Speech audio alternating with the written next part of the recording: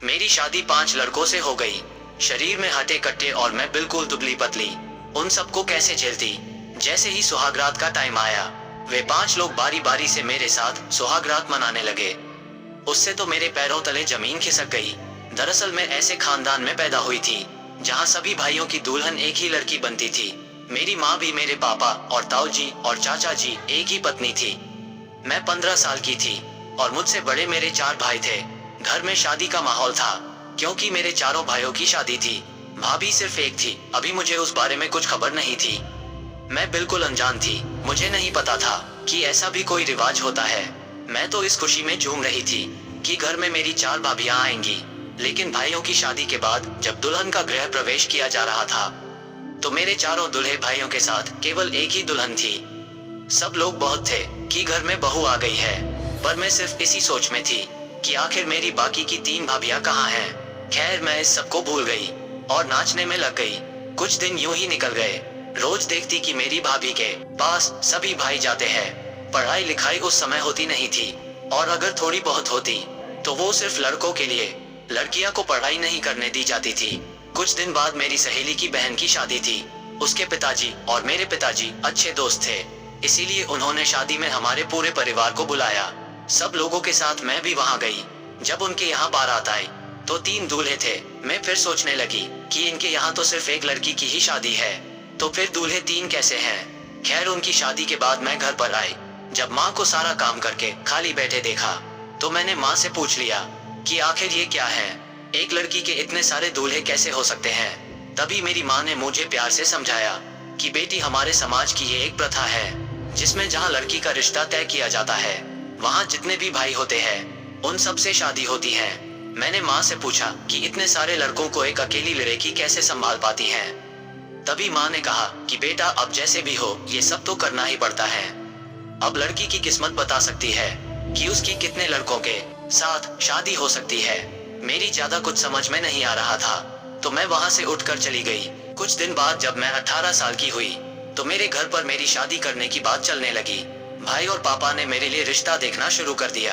मैं बिल्कुल भी खुश नहीं थी शादी करवाने के लिए, क्योंकि मेरा दिल इसीलिए घबरा रहा था कि पता नहीं कितने लड़कों से मेरी शादी होगी और उसके बाद मैं उन सबको कैसे संभालूंगी।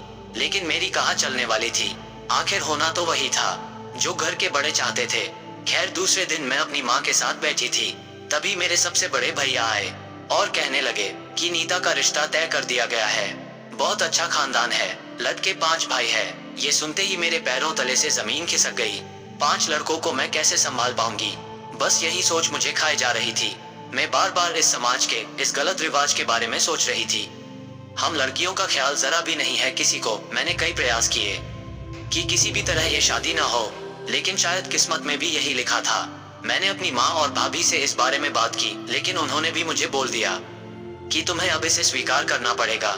मेरी माँ कहने लगी कि मैं और तुम्हारी भाभी भी तो ये सब झेल रहे हैं। शुरू में तकलीफ होगी, लेकिन बाद तुम अपने आप सहन करना सीख जाओगी। मैं दुखी मन से वहाँ से चली आई। अब जैसे जैसे शादी के दिन नजदीक आ रहे थे, मैं गहरी चिंता में डूबी जा रही थी। आखिर वो दिन आ ही गया जिस दिन का हर लड़की को इंतजार रहता है। लेकिन मैं इस दिन को नहीं चाहती थी, क्योंकि मैंने शुरू से ही किसी एक का ही सपना देखा था, ना कि 5 का। सब लोग अपने अपने काम में लग चुके थे। कोई तैयार हो रहा था तो कोई बारात के स्वागत की तैयारी में। मुझे भी तैयार किया गया। रंग गोरा होने की वजह से मैं सबसे सुंदर लग रही थी। दुल्हन के जोड़े में मैं बहुत सुंदर दिख रही थी, लेकिन मुझे अपनी सुंदरता नहीं दिख रही थी। मुझे सिर्फ ये चिंता सताए जा रही थी कि आखिर कैसे होगा सब। फिर मेरी इसी सोच में डूबे मन को अचानक कुछ लड़कियों के शोर ने बाहर निकाल दिया, जो कह रही थी कि बारात आ गई है। तभी बैंड बाजा के साथ बारात हमारे दरवाजे पर दस्तक दी। खाना पीना करने के बाद मुझे मंडप पे ले जाया गया। वहाँ 5 दूल्हे बैठे थे। मेरा दिल धड़कना बंद हो गया था, लेकिन मैं अपनी मजबूरी के आगे कुछ नहीं कर सकती थी। तभी उन 5 ने बारी बारी से मेरी मांग में सिंदूर लगाया और एक बड़ा सा मंगलसूत्र एक साथ मेरे गले में पहनाया। फिर फेरों के लिए उन 5 के साथ मेरा पल्लू बांधा और फेरे करवाए। फिर हमारी शादी पूरी ही गई। मुझे अपने कमरे में ले जाया गया, जहाँ कुछ महिलाओं के साथ मेरी भाभी और माँ थी। उन्होंने मुझसे कहा कि देखो बेटा, अब से उन 5 के साथ ही तुम्हारा संसार है। तुम कभी भी उन लोगों को निराश मत करना। ना, ही कभी उनकी सेवा में कोई कमी रखना, हम सब की हमेशा लाज रखना। उनकी ये सब बातें मुझे अंदर से झकझोर रही थी। मैं चाह कर भी अपने ससुराल नहीं जाना चाहती थी, लेकिन मैं इस प्रथा की जंजीर में इस कदर जकड़ी हुई थी कि चाह कर भी अपने आप को आजाद नहीं करवा सकती थी। खैर, विदाई का समय हो चुका था। सब लोगों से मिलकर मैं अपने ससुराल के लिए निकल गई। ससुराल पहुंचते ही सब लोगों ने रस्में पूरी की और मुझे खाना खिलाया। इतनी सुंदर बहू पाकर मेरे सास ससुर बहुत खुश थे। जो लोग भी आए हुए थे सब लोग मेरी ही चर्चा कर रहे थे, लेकिन उन लोगों की तारीफों का मुझ पर कोई ऐसा असर नहीं पड़ रहा था जो मेरी चिंता दूर कर दे। अब रात हो चुकी थी। फूलों से सजे और इत्र की खुशबू से भरे कमरे में मुझे ले जाया गया और मुझे घूंघट निकलवा कर वहां बैठा दिया। फिर कुछ देर बाद मेरे सबसे बड़े पति आए। उन्होंने मेरे साथ सुहागरात मनाई और चले गए।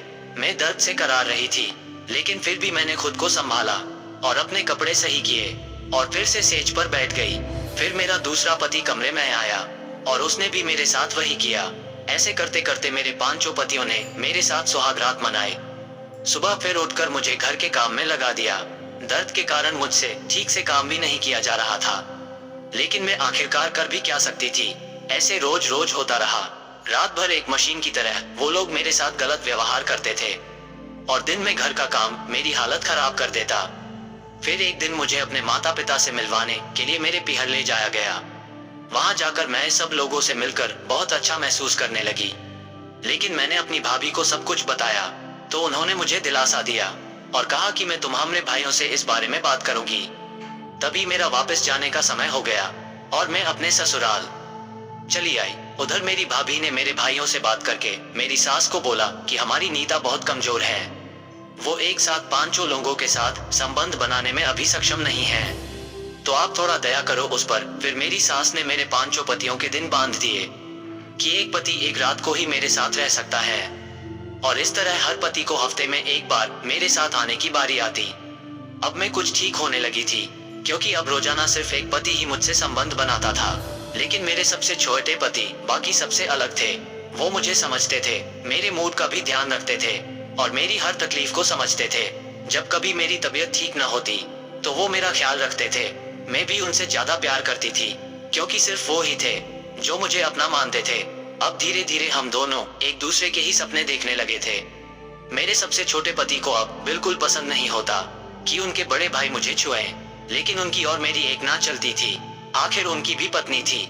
फिर एक दिन मेरे सबसे बड़े पति ने मुझे कहा कि तुम रोहन यानी कि मेरे सबसे छोटे पति को इतना प्यार क्यों देती हो? आखिर हम भी तो तुम्हारे पति हैं, हमें तो तुम इस तरह से प्यार नहीं करती।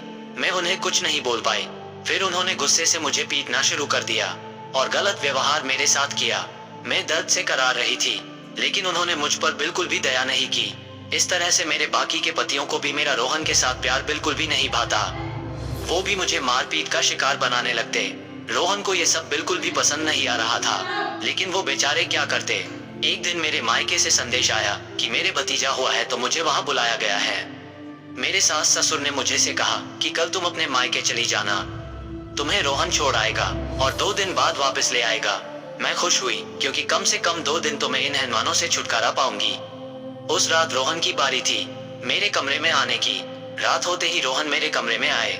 मैं उन्हें देखकर कपड़े उतारने लगी। तभी रोहन ने मेरा हाथ पकड़ लिया और मुझे आराम से बैठाया। मुझे कुछ समझ नहीं आ रहा था।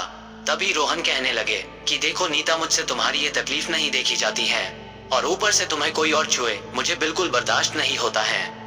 तभी मैंने कहा कि अब हम कर भी क्या सकते हैं, और सच कहूं तो मैं भी आपके साथ ही रहना चाहती हूँ, क्योंकि मैंने भी हमेशा से सिर्फ एक पति का सपना देखा है और इस समाज की प्रथा ने मुझे अपने सपनों से ही अलग कर दिया। तभी रोहन ने मुझसे कहा कि अब हम ऐसे नहीं रहेंगे। कल मैं तुम्हें तुम्हारे मायके छोड़ाऊंगा और वापस आकर मैं पैसे और गहने चुरा लूंगा। फिर 2 दिन बाद जब मैं तुम्हें ले आऊंगा तो हम लोग वहां से कहीं दूर भाग जाएंगे, अपनी अलग दुनिया में, इन सबसे दूर। रोहन की इन बातों से मुझे बहुत सुकून मिला। अब मुझे एक उम्मीद जगी कि शायद अब मुझे ऐसे अत्याचार नहीं सहने पड़ेंगे। दूसरे दिन मैं अपने कपड़े डालकर पीहर के लिए रोहन के साथ निकल पड़ी। तभी रोहन के किसी दोस्त की दुर्घटना घटी तो रोहन को वहां जाना पड़ा। तभी रोहन ने मुझे मेरे पीहर जाने वाली बस पर बैठा दिया और खुद अपने दोस्त के पास चले गए। सब प्लान के मुताबिक हो रहा था। शाम का समय हुआ। मेरे ससुर के पास मेरे पिताजी का कॉल आया। तो उन्होंने कहा कि क्या हुआ जी, आपने आज नीता को भेजा क्यों नहीं? तभी मेरे ससुर ने कहा कि ये क्या बात कर रहे हो, नीता को तो सुबह ही बस में बैठा दिया था। फिर रोहन के आने के बाद मेरे ससुर ने रोहन से कहा कि नीता अभी तक अपने घर नहीं पहुंची है, क्या तुमने उसे सही से बस में नहीं बैठाया था क्या? तभी रोहन ने कहा कि मैं तो अच्छी तरह से बस में बैठा के आया हूँ। रोहन भी बहुत घबरा गए कि नीता कहाँ गई। मेरे मायके वाले भी आ गए थे। दूसरा दिन हो गया था, लेकिन अभी तक मेरे बारे में कोई भी खबर नहीं आई थी। सबसे ज्यादा रोहन दुखी थे कि आखिर मैं कहाँ गई। 2 दिन बाद वो मेरे साथ अपनी दुनिया बसाने वाले थे, लेकिन उससे पहले ही ये घटना हो गई थी। मेरी कोई खबर न लगने पर सब लोगों ने पुलिस को खबर करने की सोची और थाने में जाकर रिपोर्ट दर्ज करवा दी। पुलिस अपनी छानबीन में लग गई। तभी नीतू की बॉडी उन्हें सड़क के दूसरे किनारे पड़ी मिली। पत्थर से वार किया था, जिसकी वजह से नीता पूरी बॉडी को चली हुई सी थी। सब लोगों ने नीतू की बॉडी, उसके कपड़ों और हाथ पर बने टैटू से पहचान ली और अंतिम संस्कार कर दिया गया। अब सवाल था कि आखिर नीता को मारा किसने? जब नीता गई थी तो उसके गले में कई तरह के गहने डोले हुए थे, जो लाश पर नहीं मिले। सब लोगों ने इसे लूट कर मारने का इरादा समझ लिया। कुछ दिन तक तो पुलिस ने छानबीन की, लेकिन अपराधी नहीं मिला। फिर बाद में इस घटना को भुला दिया गया। सब लोग भी भूल चुके थे, लेकिन नीता को भुलाना रोहन के लिए मुश्किल था। वो नीता की याद में दिन रात रहता। एक रात रोहन अपने कमरे में सो रहा था, तभी उसे खटखट की आवाज सुनी। रोहन ने अपने कमरे का दरवाजा खोला और घर की पिछली तरफ गया, जहां पर से आवाज आ रही थी। फिर उसने देखा कि नीता के ससुर जमीन को खोदकर कुछ निकाल रहे थे। फिर उन्होंने जमीन से एक लाल रंग की पोटली निकाली और उसमें से कुछ गहने निकाले। मैं देखकर चकरा गया जब मैंने देखा कि वो वही गहने थे जो उस दिन नीता पहनकर घर से गई थी। रोहन को सारा मौजरा समझ में आ गया था, लेकिन वो ये सोचकर दुखी भी हो रहा था कि उसके पिताजी ऐसा कैसे कर सकते हैं। रोहन ने दूसरे दिन पुलिस को बुलवाया और सारी बातें कहे डाली। नीता के ससुर रोहन को गुस्से से देख रहे थे, लेकिन फिर पुलिस के खौफ से उन्होंने सब कुछ उगल दिया। उन्होंने कहा कि मैंने रोहन और नीता की सारी बातें सुन ली थी कि ये लोग 2 दिन बाद भाग जाएंगे। तभी मैंने सोचा मेरे बेटों का क्या होगा और हमारी बिरादरी में क्या इज्जत रहेगी।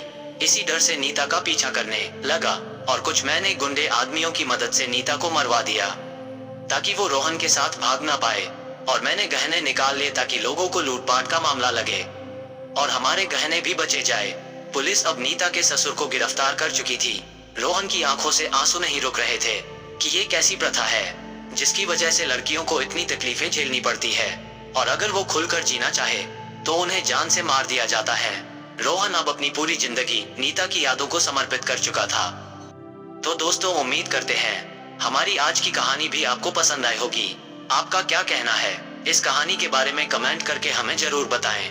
वीडियो को लाइक कर दीजिए और इसी तरह की कहानियां लगातार देखने के लिए चैनल को सब्सक्राइब करके घंटी को दबाकर ऑल पर सेट कर लीजिए, ताकि आने वाली वीडियो का नोटिफिकेशन आपके पास तुरंत पहुंचे। मैं मिलता हूं आपसे अगली वीडियो में, तब तक के लिए धन्यवाद।